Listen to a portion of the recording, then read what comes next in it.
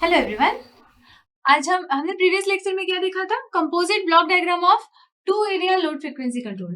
ठीक है, अब हमने ब्लॉक डायग्राम तो फॉर्म कर लिया। इस लेक्चर में हम क्या करने वाले हैं? इस लेक्चर में हम इनपुट कैसे डिजाइन होता है या फिर स्टेट स्पेस मॉडल का कैसा यूज होता है इनपुट डिजाइन करने में, क्योंकि हमें क्या जरूरत पड़ेगी, हमको कंट्रोलर का सेटिंग करना है ना, तो उसके जो इनपुट है वो हमको डिजाइन करना होगा। तो वो किस तरह से डिजाइन कर सकते हैं इनपुट को, वो हम यूज करते हैं स्टेट स्पेस मॉडल, उसकी हेल्प से हम उसको डिराइव करते हैं। तो यहाँ यदि हम देखते हैं तो ये हमारा ब्लॉक 1 है, ये ब्लॉक 2 है, ये ब्लॉक 3 है, ये ब्लॉक 4 है, ये 5, ये 6, ये 7, यहाँ पर आपका 8 ब्लॉक है ये,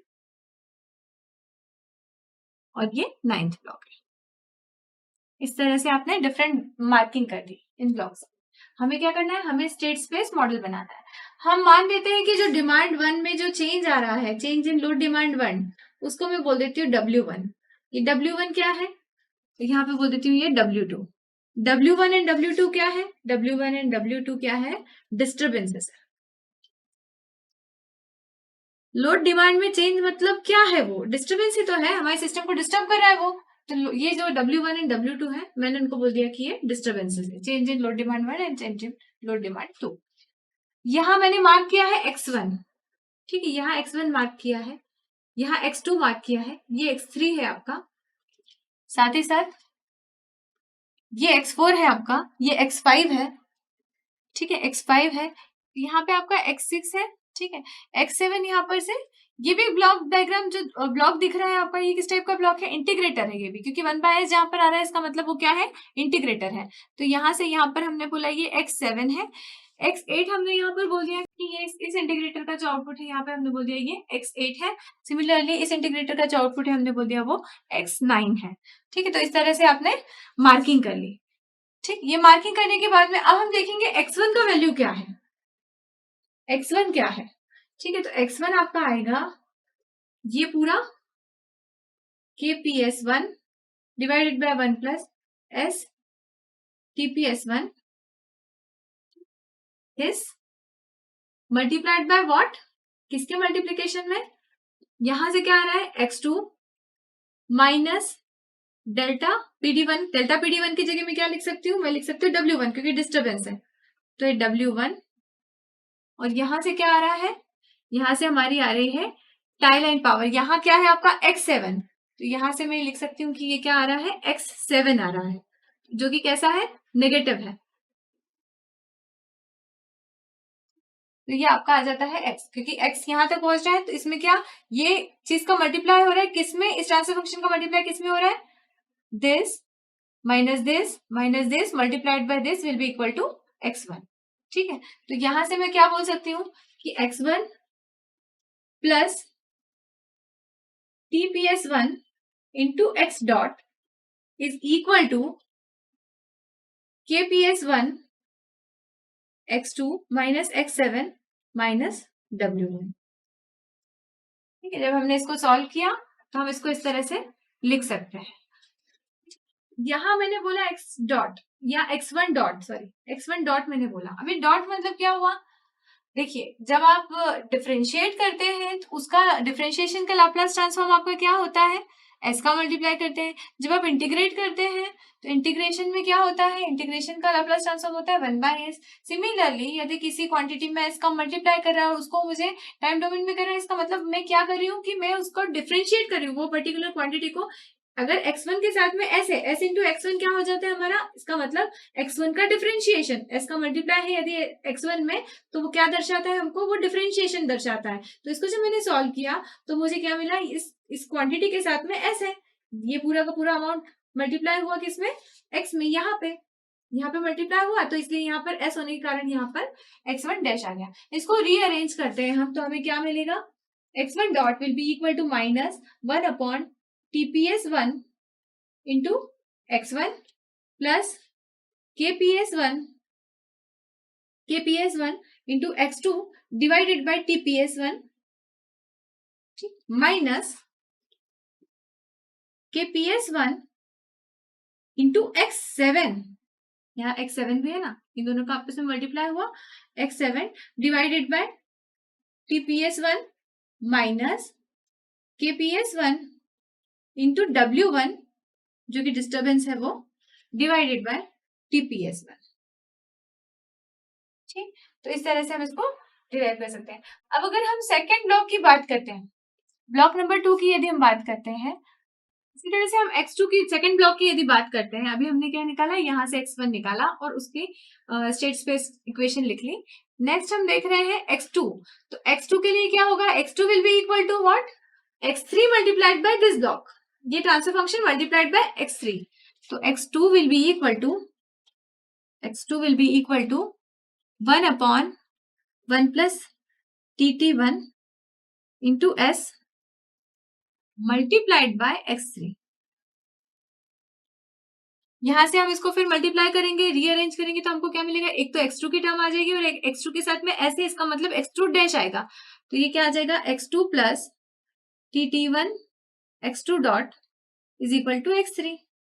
तो यहां से मैं क्या लिख सकती हूँ, x2 dot is equal to minus 1 upon tt1 into x2 plus 1 upon tt1 into x3। ये हमारी आ जाती है सेकंड। तो फर्स्ट रिलेशन हमको क्या मिल गया, x1 डैश, सेकंड मिला हमको क्या, x2 डैश। थर्ड देखेंगे हम, थर्ड ब्लॉक को जब यदि हम देखते हैं तो हमें क्या दिख रहा है, यहां से, ठीक है, x3 बराबर क्या होगा, x3 बराबर क्या होगा, हम वो फाइंड आउट करते हैं। जैसे हमने x1 डॉट x2 डॉट निकाला, x3 डॉट निकालने के लिए हमें x3 की पोजीशन देखनी पड़ेगी कि x3 की पोजीशन में क्या आ रहा है, यहाँ पे क्या आ रहा है, तो यहाँ इस समर को देखती हूँ मैं, तो यहाँ मुझे क्या दिख रहा है, एक ये आ रहा है, एक ये आ रहा है, तो यहाँ पर क्या है, ये इनपुट u है, ठीक है। एक मेरे पास में क्या आ रहा है, यहाँ से फ्रीक्वेंसी के चेंज के साथ में 1/r1, तो यहाँ पर मैं बोल सकती हूँ x3 will be equal to u1 minus, यहाँ u1 है, u1 minus x1 by r and this will be multiplied by this, इतना पार्ट, ये क्या है आपका, यहाँ पर एस भी है, ठीक है, लाप्लास ट्रांसफॉर्म है ना ट्रांसफॉर्मेशन में, ठीक है, this multiplied bye 1 upon 1 plus S TSG1, ये आपका क्या निकल के आता है, x3 निकल के आता है। यहाँ से आपको x3 मिला, तो यहाँ इसको आप जब इतनी फर्दर सॉल्व करते हो तो आपको क्या मिल जाता है, x3 डॉट मिल जाता है, x3 dot will be equal to, इसको जब आप फर्दर सॉल्व करते हो, ये यहाँ पे डिफरेंशिएटर है, जब इसके साथ मल्टीप्लाई होगा तो क्या हो जाएगा, x3 डॉट बन जाएगा, ये 1 है तो एक x3 की टर्म भी रहेगी और x3 डॉट की टर्म भी रहेगी, तो डॉट वाली टर्म को हम एक तरफ करते हैं, बाकी की टर्म्स को हम एक तरफ करते हैं, तो हमको क्या मिलेगा, minus of 1 upon r1 TSG1 into x1 minus 1 upon TSG1 into x3 plus 1 upon TSG4 TSG1 multiplied by U1। तो ये आपकी थर्ड इक्वेशन हो गई। क्या हो गया, x1 डॉट हमने निकाल लिया, x2 डॉट हमने निकाल लिया, x3 डॉट भी हमने निकाल लिया। हम क्या कर रहे हैं, ये सारे स्टेट वेरिएबल्स हैं, ठीक है, तो स्टेट मैट्रिक्स आपको ड्रॉ करना है, बनाना है, डिराइव करना है, तो उसके लिए हमने ये फॉर्म किया। यहाँ पर हमने और कितने पॉइंट्स मार्क करे हुए, x1 x2 x3 के अलावा x4 x5 x6 x7 और x8 9 तक हमने किया है।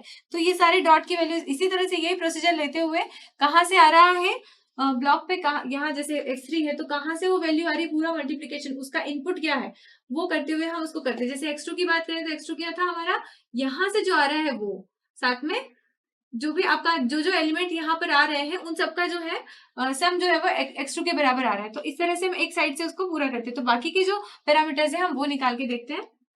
तो सिमिलरली हम x4 डॉट करेंगे, x4 डॉट भी आपका निकल जाएगा, x4 डॉट जिस कहाँ है x4, यहाँ पर x4 है। x4 के लिए हम क्या करेंगे, दिस मल्टीप्लाइड बाय यहाँ से जो आ रहा है ना, ये आपका क्या है, x7 मल्टीप्लाइड बाय a12, ये वाली चीज यहाँ आ रही है, ये सब्ट्रैक्ट हो रही है किसमें से, ये सब्ट्रैक्ट हो रही है यहाँ से, जो x5 आ रहा है, x5 minus this w2, this will be equal to, और multiplied by this will be equal to x4, तो हमने वो लिखा। उसके बाद में चूंकि ये यहाँ पे वापस डिफरेंशिएटर रहेगा, इसका मतलब यहाँ पर x4 डॉट की इक्वेशन आएगी, तो उसको रीअरेंज करने के बाद में आपको क्या मिलेगा, 1 upon TPS2 into x4 plus KPS2 divided by TPS2 into x5 plus यहाँ a12 भी है, a12 यहाँ पर आ रहा है नेगेटिव हो रहा है, तो नेगेटिव ऑलरेडी है और ये भी नेगेटिव है, तो यहाँ पर ये हो जाएगा आपका प्लस a12 के PS2 divided by TPS2 minus के PS2 upon TPS2 into W2, क्योंकि ये नेगेटिव है। ठीक, तो इस तरह से ये आपका x4 डॉट आया। सिमिलरली x5 डॉट क्या आ जाएगा, x5 कहाँ है, x5 है हमारा यहाँ पर। ठीक है, तो x5 तक क्या क्या आ रहा है, यहां से आ रहा है ना, x6 मल्टीप्लाइड बाय दिस। तो x6 मल्टीप्लाइड बाय दिस, और यहाँ अगेन क्या है, डिफरेंशिएटर है, तो यहाँ पर x5 की टर्म तो रहेगी, साथ ही साथ क्या रहेगा, x5 डॉट की भी टर्म रहेगी। डॉट वाली टर्म को एक तरफ कर देते हैं तो हमको मिलेगा 1 upon TT2 into x3 plus 1 upon TT2 into x6। Similarly x6 dot यदि हम देखते हैं, x6 डॉट कहाँ है, x6 यहाँ है। नेक्स्ट हम x6 की बात करें तो x6 तक क्या क्या चीजें पहुंच रही हैं, ये ट्रांसफर फंक्शन पूरे किसके साथ मल्टीप्लाई हो जाएगा, यहाँ जो फ्रीक्वेंसी चेंज इन फ्रीक्वेंसी है f2, उसको मैं क्या लिख सकती हूँ, x4। तो x4 multiplied bye 1 bye r2, ये सब्ट्रैक्ट होगा किसमें से, x9 में से। ये x9 में से सब्ट्रैक्ट होगा तो मुझे क्या मिल जाएगा, तो x9 मेरा एक्चुअली है क्या, यहाँ पर मैं बोल सकती हूँ कि ये u2 है, तो इसलिए मैं इसको डायरेक्टली u2 भी बोल सकती हूँ।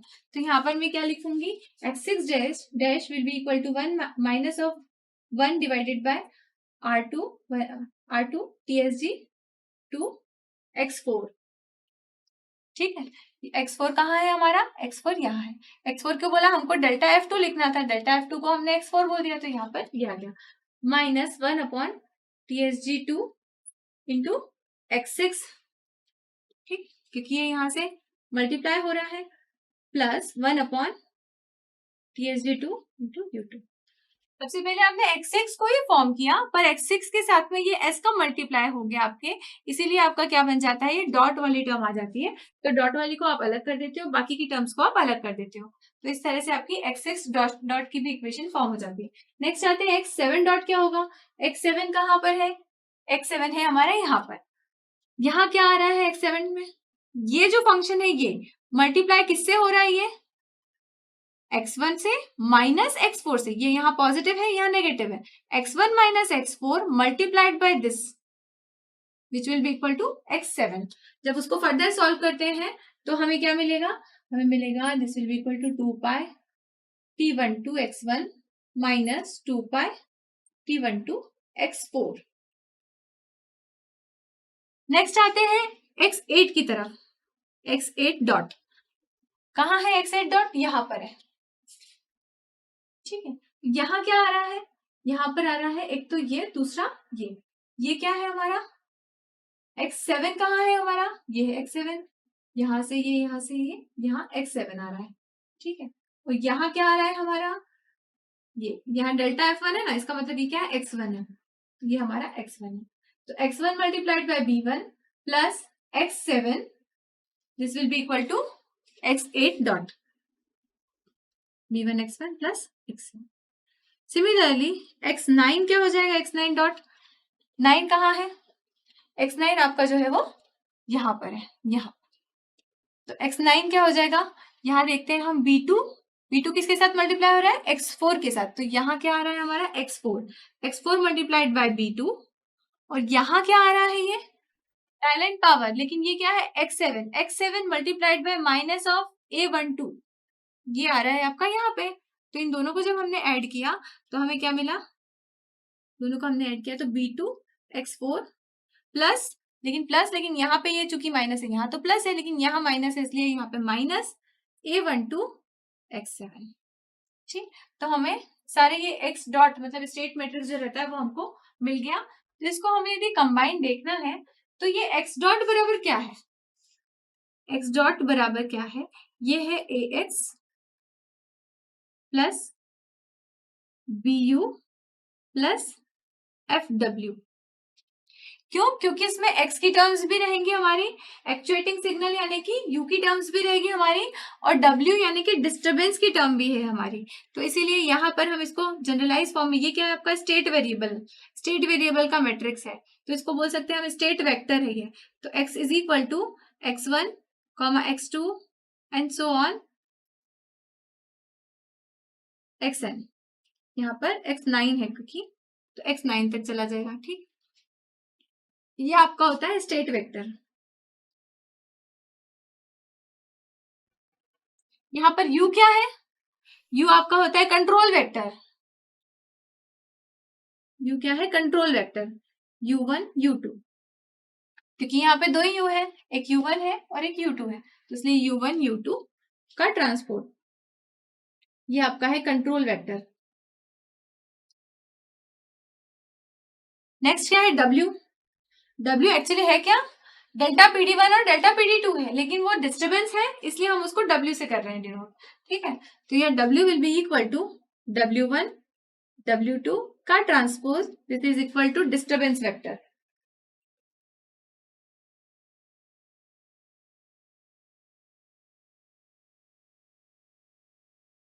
तो इस तरह से आपका स्टेट स्पेस मॉडल यहाँ से डिराइव होता है ओवरऑल ट्रांसफर, ओवरऑल जो आपका ब्लॉक डायग्राम है उसकी हेल्प से।